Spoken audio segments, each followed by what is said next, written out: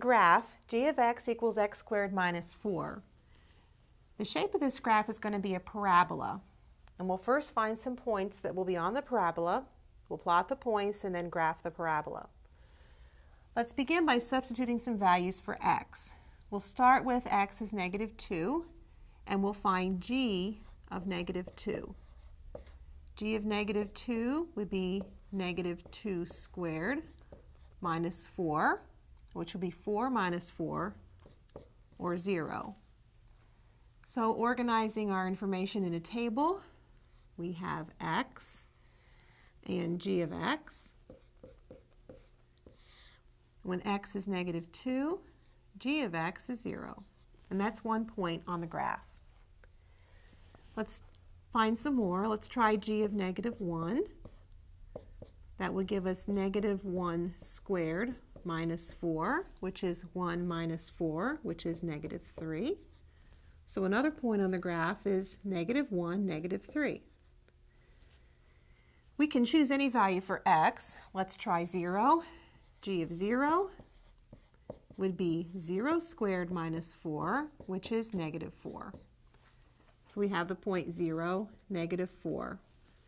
And since we're dealing with a parabola, let's use a few more points. Let's try g of 1.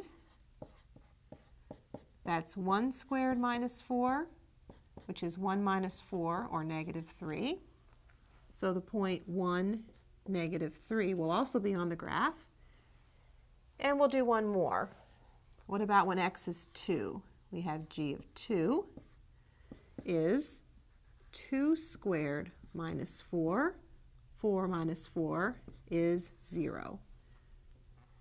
And this gives us 5 points that are on the graph. So we'll now plot the points and draw the graph. Plotting the point negative 2, 0, we have this point right here. Negative 1, negative 3, over negative 1 down, we have this point right here. 0, negative 4 puts us here. 1, negative 3 puts us here. And 2, 0 is here.